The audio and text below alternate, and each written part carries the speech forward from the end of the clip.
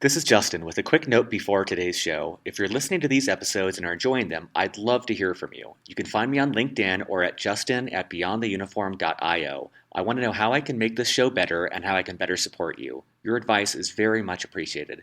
Thanks and enjoy today's episode.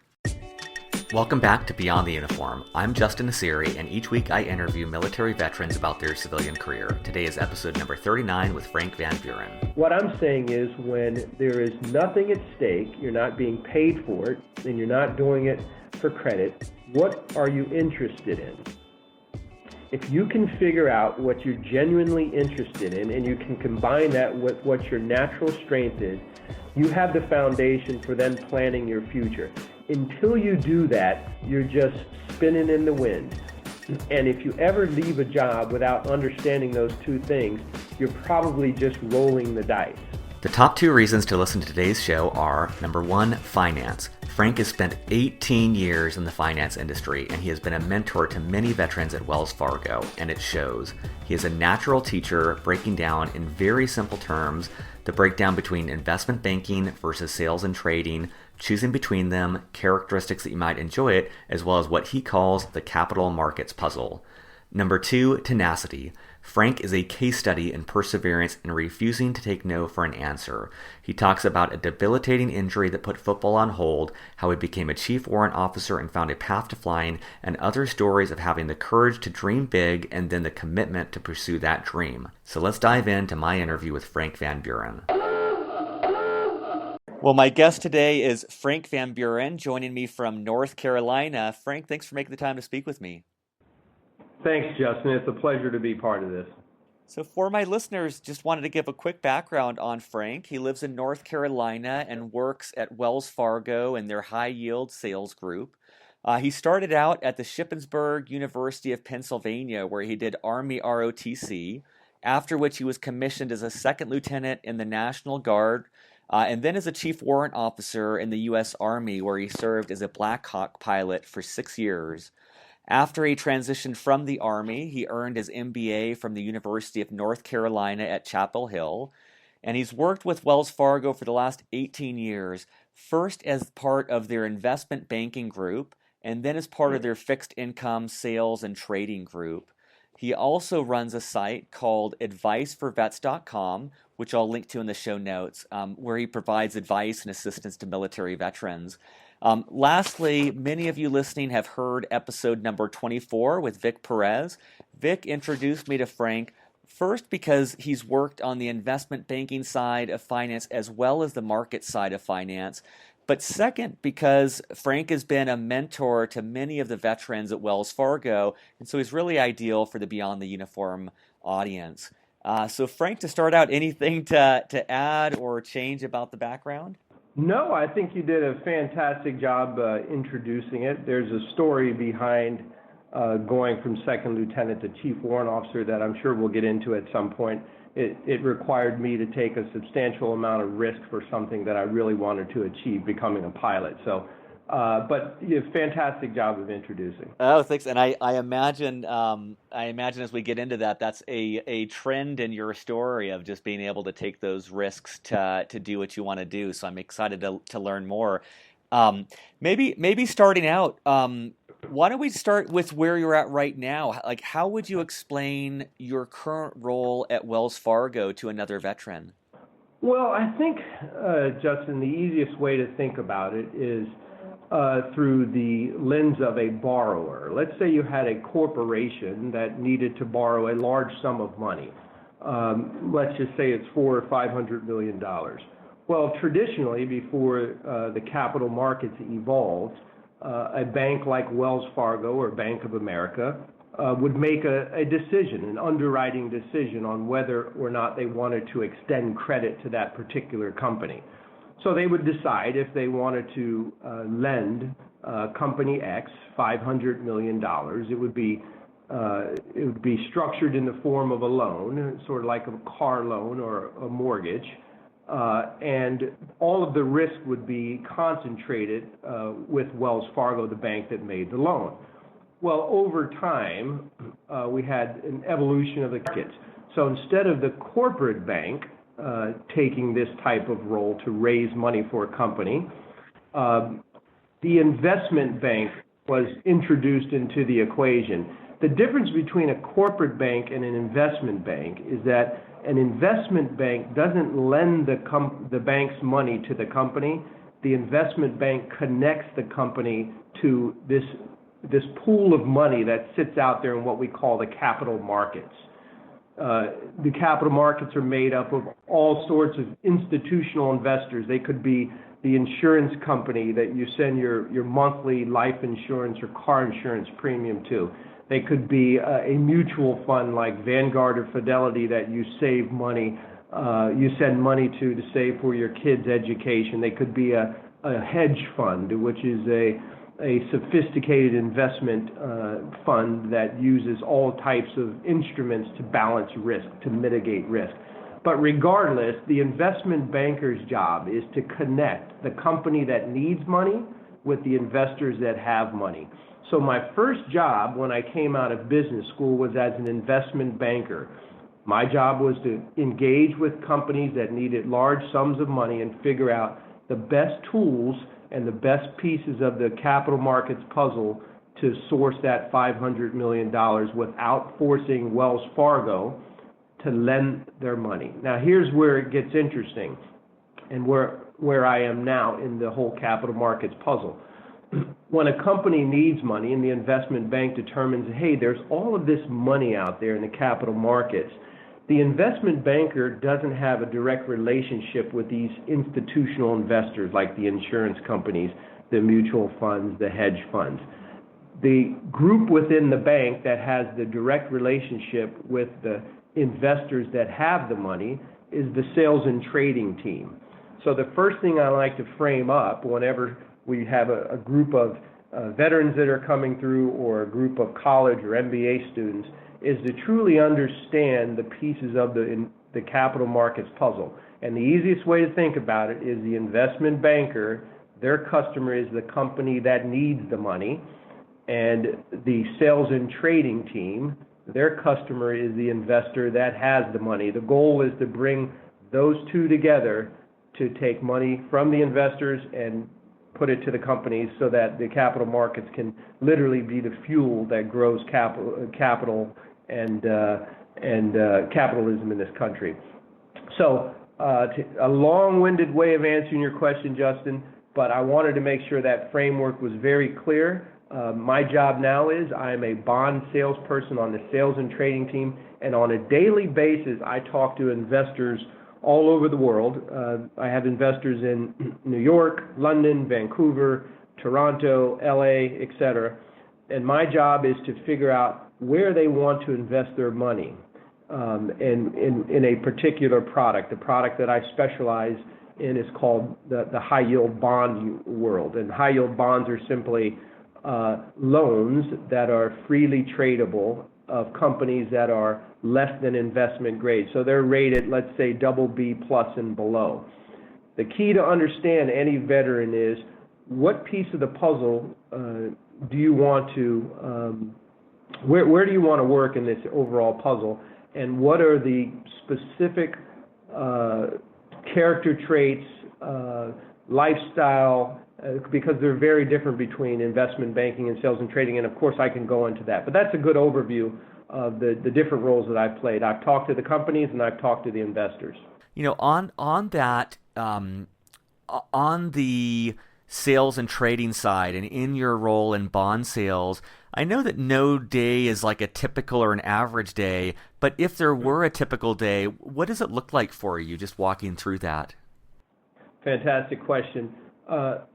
I usually get into the office at about 7 a.m.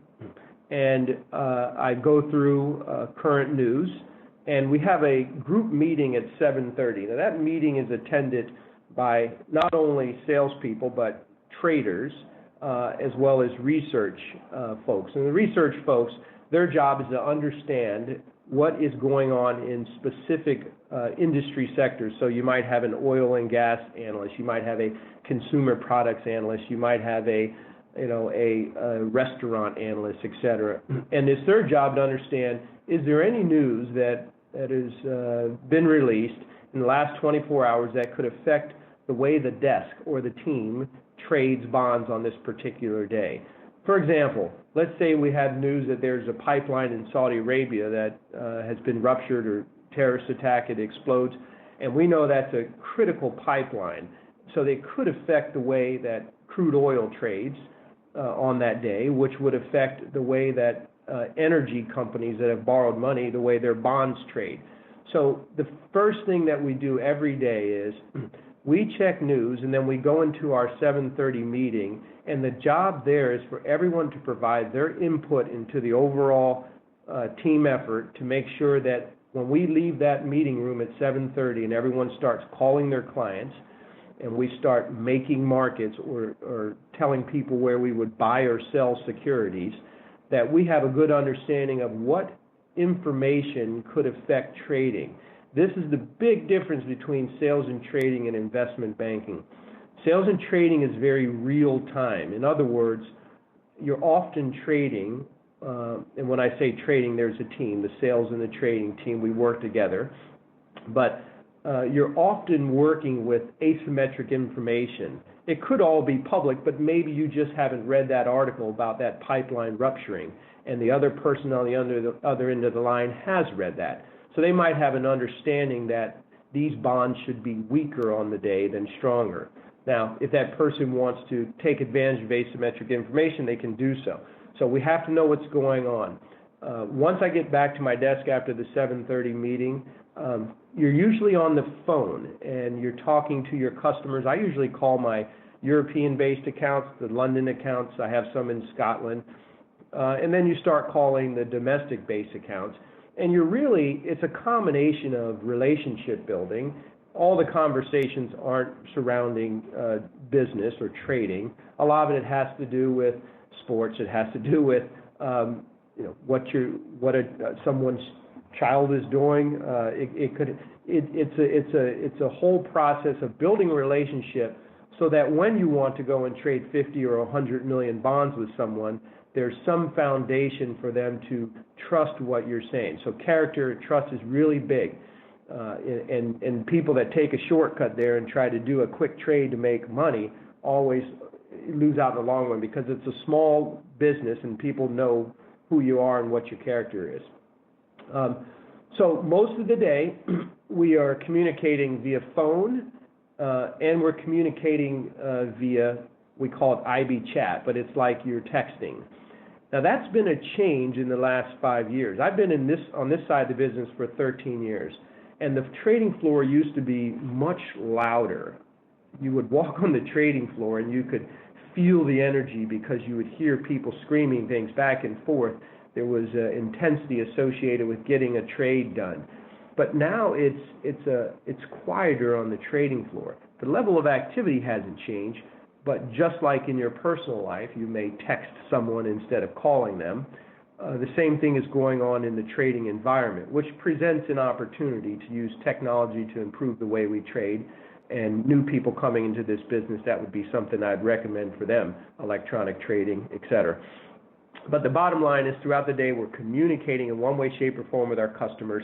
And our goal, we have two goals throughout the day. The first goal is to trade bonds in what we call the secondary market. The secondary market is literally one insurance company, let's just say it's Geico, wants to sell 20 million bonds, and one mutual fund that we know, let's say it's Vanguard, wants to buy those 20 million bonds. We simply buy them low and sell them a little bit higher, and that kind of secondary trading or moving bonds amongst our existing universe of investors is what we do on a daily basis.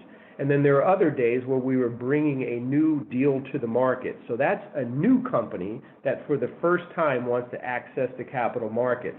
That's called our primary issuance, and that's when we are literally first gathering interest and selling those securities or bonds into the market so that the company now has access to the capital markets. Those are our two primary ways that we do business, the primary market and the secondary. And then there are different types of products that we trade. Primarily, they're high-yield bonds or loans that are freely tradable of companies less than BB+. And then there's new derivatives that we are involved in. For instance, Victor's involved in credit default swaps or indices based on credit default swaps. So there's a wide range of products, but fundamentally it's the same thing.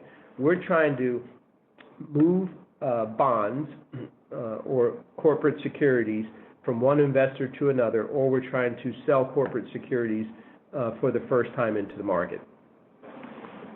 That's great. And on a week-to-week basis, is there a lot of travel in your work, and does work spill into the weekends, or what's that lifestyle component like? The lifestyle component to me is a tremendous advantage over investment banking, and investment banking has tremendous advantages. We can certainly go over that. To answer your question specifically, the sales and trading lifestyle is one based on market hours. So generally speaking, that's from 7:30 to about 5:30. I know the equity markets close at 4 p.m., but the bond markets, the corporate bond markets, because we're only dealing with institutional investors. For example, I'm not calling an individual home and we're not stockbrokers, we're institutional sales and trading, so I'm only dealing with other professionals in that regard. So everyone kind of stops at around 5 or 5:30. That's sort of the, where we cusp the market hours. I haven't worked one weekend in 13 plus years. Now, that's good because I have 3 children and I like to go to their lacrosse games or taekwondo, so I enjoy that part of it. And it's significantly different than the investment banking track, which I took part 6 years I was on that side of the business. Investment banking is dominated not by market hours, but by transaction demand. So, for example, if you're a brand new analyst or associate on an investment banking team, remember the people that have the customer is the company that needs the money. They are often working throughout the night in very long hours and most weekends when you're at the junior level, because what their work is surrounding is whatever the senior banker in their group wants to talk about when he or she goes out to the client on Monday or Tuesday. So there are there's a significant amount more of work hours in an investment banking lifestyle than is sales and trading. Sales and trading has a tendency to be maybe a bit more stressful during the market hours, but certainly there's a definite into the day versus investment banking, where I often found myself here after 12 o'clock at night and on the weekends, very long hours. But there are strengths to the investment banking route, and I don't want to go off on too many tangents, so maybe I'll stop there and wait for your next question. Yeah, totally. I mean, let's roll back the clock, and maybe before diving into investment banking in particular, take us through that transition from the military, and maybe even that first transition becoming a pilot. But I'd love to kind of go through your story of how you found your way from the military into Wells Fargo. Okay, great. I will give you a quick summary of how I ended up going from being a second lieutenant in the National Guard into becoming an active duty warrant officer flying Blackhawks. When I was in college, my main focus, truthfully, was football. I played at a Division II school, Shippensburg University, good Pennsylvania football. And I had aspirations of one day, scratching and scraping my way into a little bit of professional football. And I think I was certainly on the track. I had done very well. But I also was on an ROTC scholarship in college. But my main priority, truthfully, at 19, 20, and 21 was probably, athletics and playing football and school as well as ROTC. So between my junior and senior year, I suffered a catastrophic knee injury. 5 of the 6 major structures of my knee were blown out. I had major surgery. And I spent the next year going through an intensive rehab program so that I could play football again. I ended up playing football again. I didn't have the same speed, but I did. But I think it basically erased any chances I had of playing even a small amount, maybe returning kicks in the NFL. But what it also did is it delayed my entry into what they call advanced camp, which in Army ROTC is between your junior and senior year of college. You go off to Fort Bragg, North Carolina, and they take you through, I think, it's hard to remember, it's been so long, but multiple weeks of training. You learn land navigation, you learn how to write an op order, and all these various skills that are necessary to be a second lieutenant in the Army. So I ended up doing that because of the knee injury. I ended up doing that advanced camp after I graduated college, which kind of put me in a delayed position to get my commission, which was done right after advanced camp, and it probably took my focus off of going active duty. So I ended up being commissioned as second lieutenant to the National Guard. But the key was, during my time at advanced camp, I got my first taste of a Blackhawk ride, and it was 3 days left in the multiple week camp. They picked us up in Blackhawks and flew us nap of the earth. Really, it was an exciting, exhilarating flight, and I really got the bug at that point. And I determined that I wanted to somehow figure out a way to fly helicopters, and I wanted to be a pilot. So I went to Milperson and tried to switch over to active duty to get an allocation to go as a second lieutenant to flight school, and I struggled with that. It was basically, apply next year, you'll see, you need to go to your National Guard unit, get squared away. I ended up going to a National Guard unit in Maryland, an aviation unit, and as soon as I got there, I became very frustrated because there was a long list of second lieutenants who had joined the unit to do the very same thing that I wanted to do, learn how to fly helicopters and do it on the weekend. So, it was one of those cases where we all sat around, none of us had our wings, so we had a very low value to an aviation unit, and we were probably treated in that regard, and we probably felt that way about ourselves. A lot of commiserating and figuring out how we were going to get our spot to go to flight school. And long story short is, my real job at that time, not the National Guard job, but my real job was I sold fax machines door to door for a company called Harris 3M in Northern Virginia. And we would literally pick a building and go to 50 doors that day, and you'd hear 49 no's. It was gut-wrenching and grueling, to say the least, to do that every day. You'd really learn how to deal with personal rejection, but it really formed a hard layer of tenacity. But one day I stumbled into the Warrant Officers Association building, and this gentleman, Don Hess, who was a retired Vietnam pilot and the executive director of Warrant Officers Association, came out to greet me, and we started talking, and I was trying to sell him a fax machine.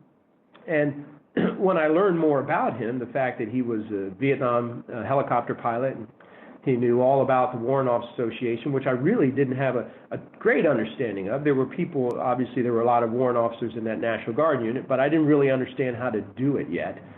And he explained that, Frank, if there's really a backlog of pilots or people that want to be pilots, then you do have an option if this is truly what you want to do, and you could resign your commission from a second lieutenant, go into the Army as an E3 to Warrant Officer Candidate School, which is a 6-week program to turn you from an enlisted to a warrant officer, and then you could go through flight training as a warrant officer, and if you get through all that without washing out, you'll be a W01, a warrant officer in the U.S. Army, and you'll probably have your pick of the best aircraft, because warrant officers do most of the flying in the U.S. Army.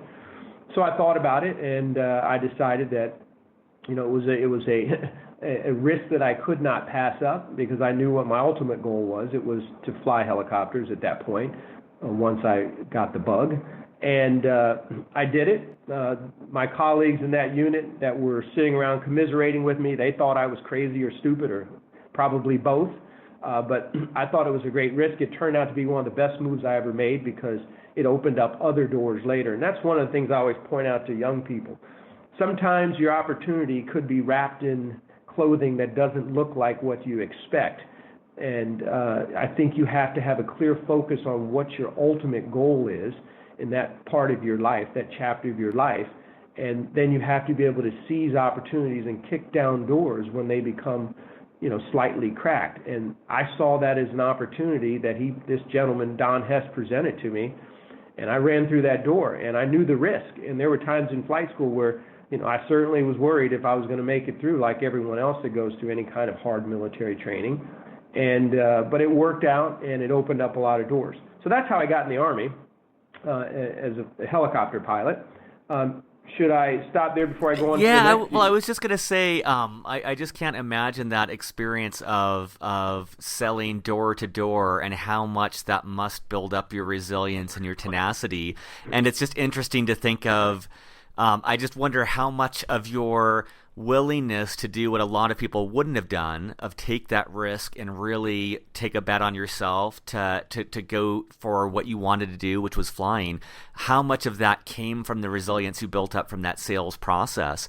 And also just knowing that you ran into this Chief Warrant Officer that it sounds like in many ways changed your life or played a significant role in it because of that sales process, because you were meeting with so many different people. And so I think it's just really fascinating how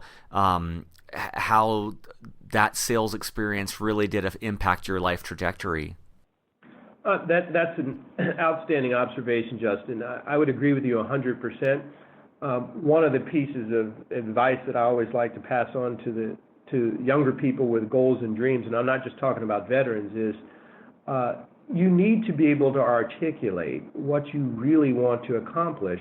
So when you do run into these opportunities, like I stumbled into this Don Hess fellow, and you articulate your dreams, what you want to accomplish, people feel that, they sense that, and they think, I want to help this kid out, because it sounds like he knows where he wants to go. No one wants to bet on someone that's a little lukewarm about what they want to accomplish.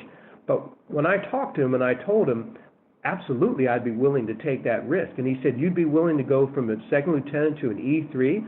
And I said, yeah. Now, part of the reason I was able to do that, as you point out, is I had built up a tenacity from hearing 50 no's per day. But it goes deeper than that. I think I've always had that characteristic since I was younger, and I think it has less to do with something that I was born with and more to do with my study of successful people. I've always been one to read biographies. I've always been one to try to figure out what is it that separates people that succeed. It can't be talent, because there are plenty of talented people that don't succeed.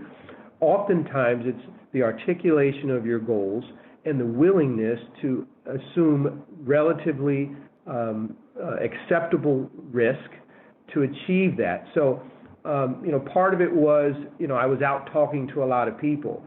If you're not telling people what you want to accomplish, you'll never accomplish it, because you're not going to get lucky and stumble into that one person that can be the pivot point to your life, the connector. That's what this Don Hess fellow is, and I try to do that with people that I run across. And clearly, Justin, you do that right now. I mean, what you're doing with this podcast and all of your work is exactly what connects people to new opportunities.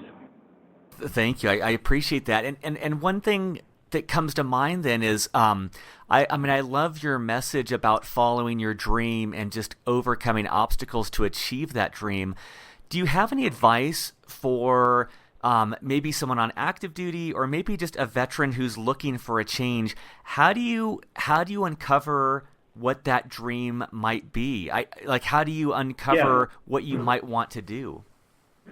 Well, most importantly, you have to sit down, whether it's with your favorite beverage, a beer, a whiskey, a soda, a coffee, and a high C, it doesn't matter. But you have to get into a comfortable place by yourself with no phone or music, and you have to start answering two questions. The two questions, and I wrote a blog about this on the Wise Blackhawk blog, but the big question that you really need to ask is, since I've been a child through where I am today, what are my natural strengths? Because it's much too competitive to try to advance in life based on correcting your weaknesses, working on your weaknesses. You want to have to identify what your natural strengths are. Now, here's where it gets difficult. When you do that, oftentimes the answer that you come up with, that you know to be the truth, because you know yourself better than everyone else, is not what you want it to be. For example, when I do a self-assessment, clearly, my biggest strength is I like to engage people, and I like to figure out what it is that people are trying to accomplish, and then I like to try to help them. But that's a soft kind of intangible, right? It's hard to put all of your eggs on that because it's very hard to, it's not like, well, I'm really good at math or engineering, so I need to become an engineer, or I'm really good at science, so I'm naturally suited for medicine. But whatever that is, whether it is the hard skills or the soft skills, you cannot ignore that. Because if you're being honest with yourself, that's probably consistent with what it's always been in your life. You've probably, since you were a little boy or little girl, always been good or bad at these certain things.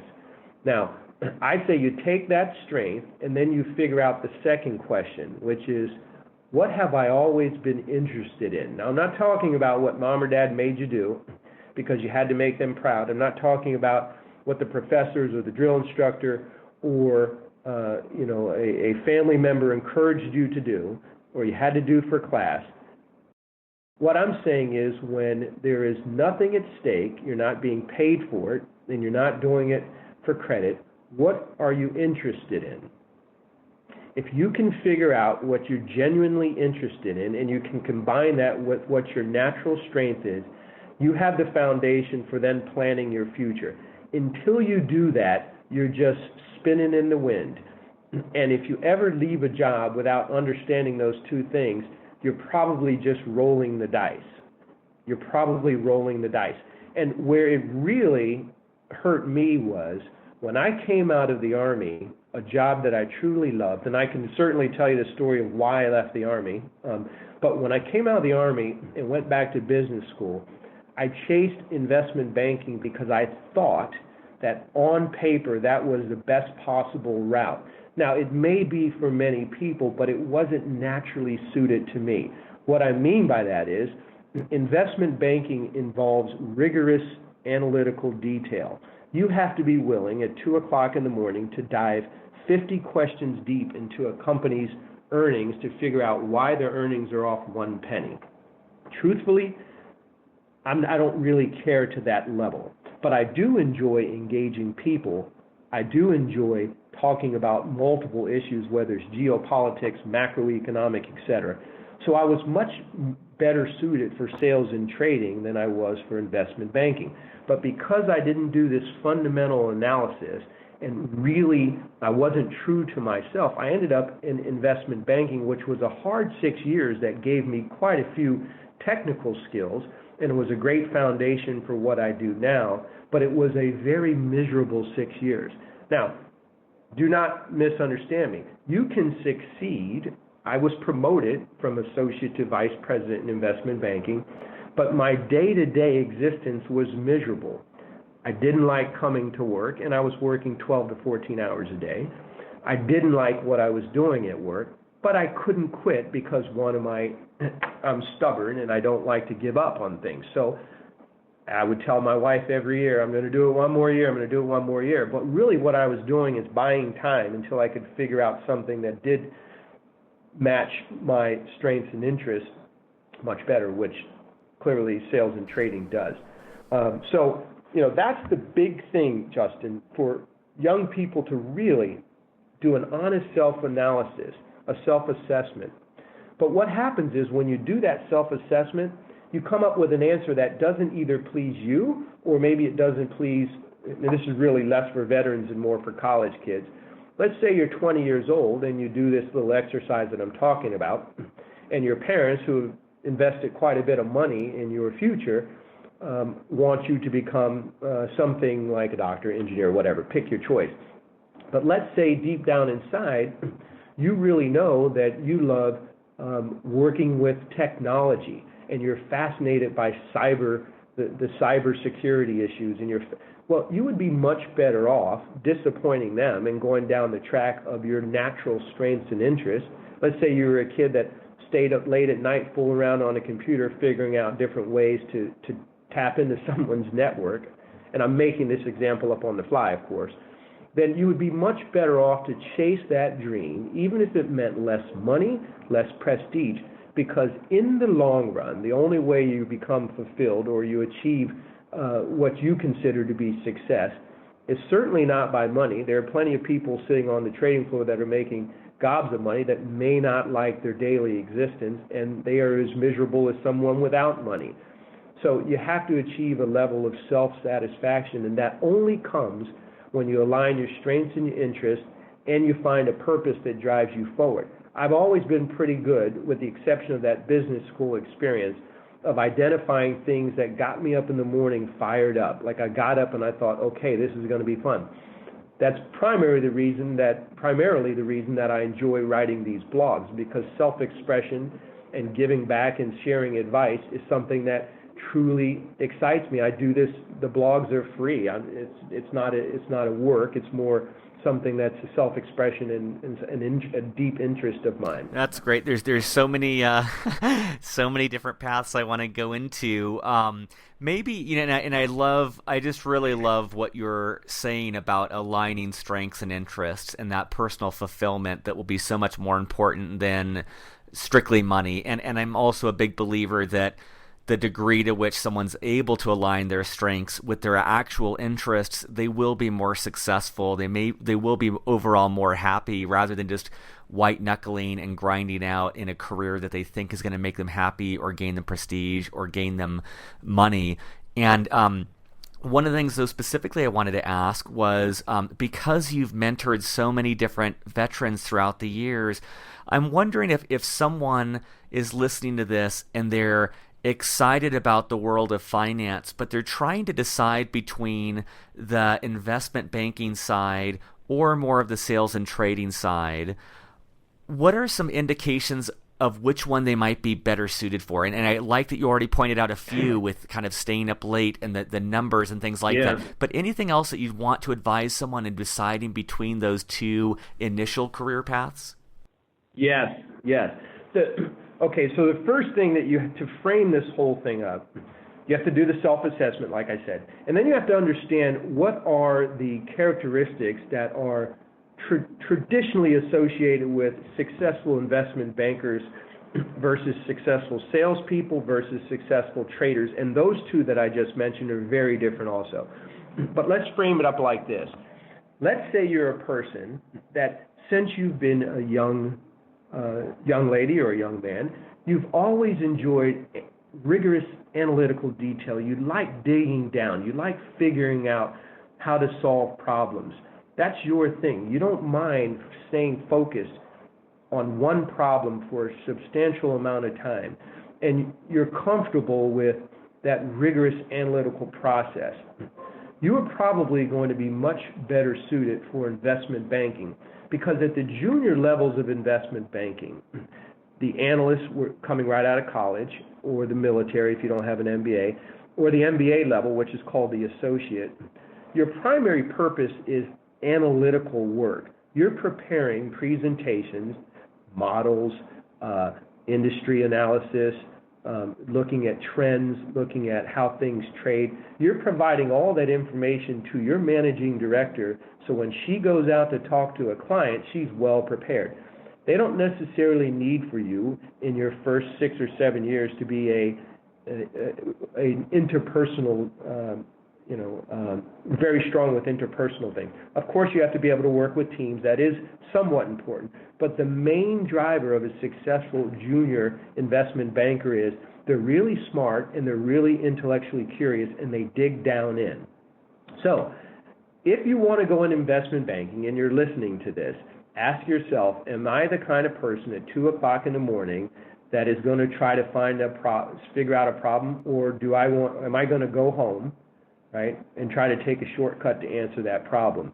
I know that's a very vague, cookie-cutter way of saying it, but in order for you to feel happy at that job that you're probably going to be working at for multiple hours per week, I'm talking 80 hours per week, 70 to 80 hours, and we can certainly connect people with veterans that are in investment banking, but you need to have the interest to do that and be okay with having an all-consuming life early on.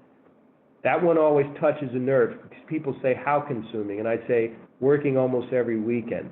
But there are tremendous benefits of it also. There's no better start in life or in in business, where you learn as much about how a company can finance itself, how a company does mergers and acquisitions, how they sell property and securitize it. There's no better way to learn that than investment banking, right? So it's a great foundation. If you're looking at sales, then I'll have one question for you. Do you like people? Sounds crazy, right?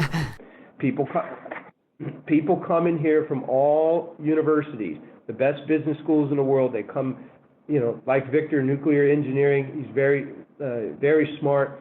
But if they want to go in sales, when I'm in an interview with them, I don't start off with bond math. I don't start off asking them about what monetary policy is with the Fed. I don't start off by asking them to crunch a model, and I don't start off by asking them what their best stock picks or bond picks are. I ask them one fundamental question. Do you like people? They look at me like I'm crazy. It sounds like a crazy question. Of course I like people. Okay, tell me about 5 people that you served with. Tell me about their hopes, their aspirations, their dreams. What are their weaknesses? What are their strengths? If you're not a person that naturally doesn't gravitate to learning about people, clearly, Justin, you are, but if you're not a person that has that curiosity about people, you just like learning about people, then in the long run, you probably won't be, you may be successful in sales, but you certainly won't be happy and fulfilled in sales, because ultimately a salesperson has to build relationships, build trust, so that when there is a $100 million deal, $100 million trade to do, and you call a person up and you tell them something, there's a foundation for connecting with that person and them trusting what you're telling them. So for sales, you better like people. I don't care if you're the best bond math guy in the world. If you don't like people, ultimately you probably need to go another route in finance. Trading comes down to this. If historically you have not been good at multitasking, because remember, one trader could have 8 salespeople yelling something at him at once. Buy this, sell this, do you want to do this? And there could be news that's just released on a particular company. And you have to be able to multitask, right, in the sense of changing your focus back and forth from one thing to another with asymmetric information. So obviously you don't know everything, and you have to be decisive. A trader can't be indecisive because they have to make a decision one way or another. So that's how I would frame up in very broad terms how you should think about it. If you're analytically rigorous and you love figuring out problems, you're a problem solver and you like digging down deep and reading and truly understanding something, you probably are inclined to move towards investment banking. If you like people and you go back in your life and you say, I've always been good at engaging people. I'm always the one that people gravitate towards to discuss their problems, or I've always been the one in my family that people seem to revolve around when it comes to making decisions. You're probably naturally suited for sales, and if you're a trader, someone that is really good, obviously, with numbers and figuring things out, but you're good at multitasking and making decisions with limited information, you're probably inclined to be a trader. Now, I'll say all this, Justin, but I'll put out a little waiver here, and that is, that doesn't mean if you don't have those things, you can't be successful in the jobs that I've outlined. It just means that you may not be a match with your natural strengths, which in the long run, one of the things I've learned from, working from coming out of college to, I'll be 50 in December, is if you're not connected with your natural strengths and interests, eventually you wake up and you're dissatisfied with your life. That's a terrible thing, a terrible position to be in, especially, let's say, if you have wealth or obligations that require you to continue on in a particular profession. You can't go coach 8th grade football, even though that may be your dream, if you have, BMW, Mercedes, and a large house payment. So oftentimes, if you do this kind of self-assessment on the front end, Justin, you put yourself in a position where you can effectively set your course in life based on what's naturally suited to you. You're true to yourself, and you don't let your expenses run up in an area where you can't sustain over time because you either quit or you walk away or you try to shift jobs and you can't make the same amount of money.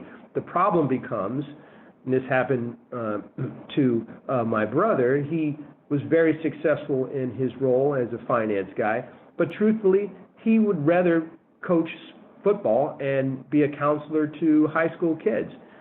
But at 53 and obligations, it's harder for him to walk away and do what he loves. So don't build the expenses and the obligations and the family responsibilities commensurate with something that's not naturally suited for you, because when you try to unwind the trade, you're going to find yourself in a world of hurt. It's better to keep your expenses very low, to figure out what's naturally suited for you, and build your life around that. Oh, this is great. I really appreciate the specificity around the differences in knowing between these two career arcs. And I just wholeheartedly echo what you're saying about that self-knowledge and how it may take longer to pick the right career route, but in the long run, it will lead to a lot more happiness and success. One thing I was curious about, again, because you've mentored so many veterans, is kind of around like the bad habits that veterans need to break. And I think of so many positive habits that still serve me well from the military in my day-to-day job and my day-to-day life. But I'm wondering, on the other end, from yourself or as you see other veterans, have you noticed any habits that veterans need to break to make that transition successfully? Yeah, the first and the simplest habit to break is the yes sir, no sir, yes ma'am, no ma'am vernacular that is consistent with good Army discipline or good Navy discipline. It's considered a courtesy, not at all putting yourself in a subordinate position. It's expected, and we do it. And I did it, like I said, I grew up on an Army base, so I used that language growing up. But in a sales and trading environment or investment banking environment, they take that totally the wrong way. They take it as you subordinating yourself, and it puts them in a position where it's almost like they doubt whether or not you believe that you should be with them. Sales and trading, investment banking, finance, you could have, especially in sales and trading, you could be a brand new person on the desk and sitting next to the managing director with 25 years of experience making multiple millions of dollars. It doesn't matter. That person sitting next to you is going to call you Justin, and you're going to call him by his name, because there's less protocol and formality, and that's the big thing that we really try to start with. Okay, you have to understand, you don't have to defer to everyone when you're in this position. Now, don't misunderstand that. I don't mean you're disrespectful or you think your level of knowledge is equivalent with someone that's been here 25 years. But I think people just expect the dialogue to be free-flowing, as if two adults were talking that were working in a business together, and not a lieutenant talking to a general. If you know what I mean. Absolutely. So that's the first thing. One of the big things that I'm always worried about when I talk to veterans that are transitioning is this, and it's less about something bad that a veteran's doing. It's actually something that veterans have that I've always admired, and I hope we never get rid of it, but it can be a hindrance, and that is, when we're in the military, anyone that signs up for any military service or government service or the Peace Corps, whatever, is always doing it for a higher purpose. They're doing it for something greater than their individual pursuit of fill in the blank: money, power, prestige, position, etc. They're military people, and this is how it was when I was growing up on an Army base. They're always thinking of the higher purpose. We're defending the nation. We're patriotic. We are deploying forces to help in the Haiti relief effort. It's all, we're rescuing people from a hurricane in the Gulf. et cetera. There's always a cause that's larger than your individual self. And I love that, and that's great. And veterans coming out need to realize that you probably will never find that again in your life. Now, I know I sound tremendously negative. It's very hard to find that same level, that same feeling outside of the military unless you're in certain areas. Let's say you're literally a doctor providing relief. Of course you would feel that way. But the average job that the veteran takes, whether it's in finance, or whether they go to work for a company and they're working in a factory, or whether they go to work as a consultant, or whether they're working for a technology company, it quickly becomes clear that although they're working in the interests of the company, you don't have that same overarching purpose that drives you. And that's really hard for veterans to struggle with. And that's something that I always say, make sure you can deal with that before you leave the military, because that's a really, really great thing about the military that I still to this day miss. You don't have that sense of purpose that's greater than yourself through work. Now, what do? Well, I try to find activities, of course, my family, so excluding my family, that's obviously a larger purpose. But I try to find things, for instance, what you and I are doing now, or mentoring veterans, or getting involved in charitable organizations. Most companies want their employees to be more involved, and most military veterans are more likely to take part in those types of things, because there's a sense of every military veteran that transitions that, oh, okay, now, I'm working in this business, but I'm not really making a difference in lives like I did when I was, chasing high-value targets in Afghanistan, or, working in a hospital that rescued, people that were dealing with traumatic injuries. So my point is, that's something that is clearly not bad about veterans. It's actually good, but it can be something that makes it really hard for veterans to transition. We once had a guy here who, he was actually a Navy SEAL, enlisted Navy SEAL for years, 20 or 30 years, left the military, extraordinary human being, and went back to Wharton to get his MBA, and then he came here and he started in investment banking. And I could tell from day one he was really struggling, because, for a person like that who's done some very important things for the nation and was always willing to take extraordinary risks and make extraordinary sacrifices on behalf of the nation, when they now are put into a cube with an Excel spreadsheet and they're working 80 hours a week running models and doing research, they quickly feel a sense of sadness that what they're doing is not important.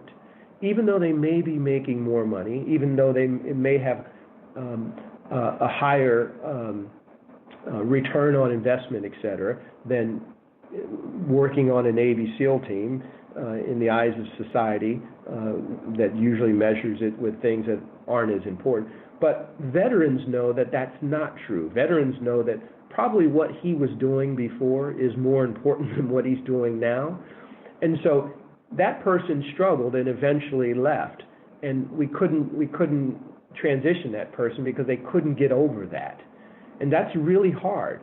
So before you run into a job because it makes a lot of money, you want to be rich, or because you want to be powerful, understand that you may achieve those things and not at all feel like you think you're going to feel, because you don't have that overarching sense of purpose. That's a big one also. So those are two things that stick out that I would say recommend that veterans really consider. One, very simple, change the way you talk, and two, make sure, change the way you talk and change your resume. Don't put on your resume military terms, because no one here cares or knows about it. The military veterans will hopefully catch that resume and turn it into a civilian type of resume. But there are so many services out there that help you write resumes and train. So I'm not even worried about that anymore. But also understanding that you may not have that sense of purpose, and you may have to find it elsewhere once you leave the military. This is great. I know there's about 100 other questions I'd love to go into, but I know we only have 1 or 2 minutes left here. So I'd love to just ask a more open-ended question, which is, knowing that you have an audience of veterans and some active duty personnel listening, any last pieces of advice for them to consider? Well, I would say, consider that what you've done in the military is extraordinary. I mean, most people, what is the percentage? 1% of the population is carrying the burden as far as military service, and we don't even view it as a burden. We view it as an honor and a pleasure. But it is hard, and there is a lot of sacrifice. And when you transition into the civilian world, you have to understand that people might not have that same view of their work that you did of military service. But that's actually an asset, because most companies like Wells Fargo, we are looking for people that reflect our cultural values of teamwork, camaraderie, et cetera. And that's why Wells Fargo has an objective of hiring or having 20,000 veterans by 2020. We have 7,800 now. Now, don't get excited thinking they're going to open up the floodgates and 12,000 people are going to run in. It's obviously not like that. It's a selective, very detailed process. But the point is, Wells Fargo and many other corporations see your military service and your core characteristics as an asset. You should definitely not change them, but you should just understand that it may be a bit different when you get out of the military and you come into the civilian world. The other big point I would say, and hopefully I have at least 30 more seconds, is try not, now this sounds counterintuitive to everything I've said, but try not to rely solely on a veterans network. When you enter into a firm, it's very easy for you to lean on the veterans or lean on any socioeconomic group that you identify or gender group. That may be good in the short run because it gives you comfort and it gets you over the bridge, and hopefully you'll have veterans or people from whatever group you identify with that can help you make that transition. But you have to understand that to be successful in any firm, you need to establish a network of people that are totally different than you. So if you're a veteran, it's important to connect with a veteran, but it's also important to go to lunch, to have dinner with that managing director that never served a day in his life, and he never intended to, because one, if you connect with that, there are more non-veterans than veterans. So just by virtue of numbers, you can't have a good enough or strong enough network of advocates if it's just veterans. So the whole concept doesn't work in the first place. So you're going to have to reach out, get out of your comfort zone, and really build relationships with people that are totally different than you. And in the long run, it'll benefit you because they'll see the good qualities that we know are represented by veterans. And at the same time, you can educate them on what you bring to the table, and you'll have a larger network of people willing to support you. Well, Frank, this has been really helpful. And for listeners, you can learn more about Frank and hear from him more at adviceforvets.com. Again, I'll link to that within the show notes. And yeah, really appreciate you taking the time to connect with me today, Frank. Thank you, Justin. I appreciate it. It's been an honor. Surface.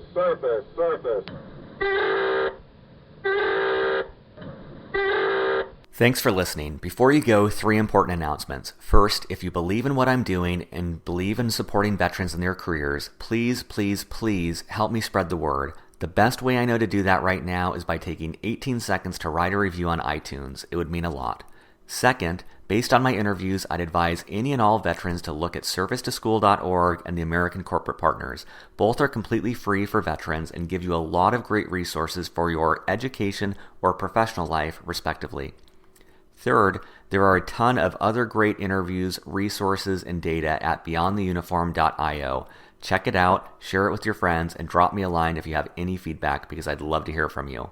Thanks, and see you on the next interview.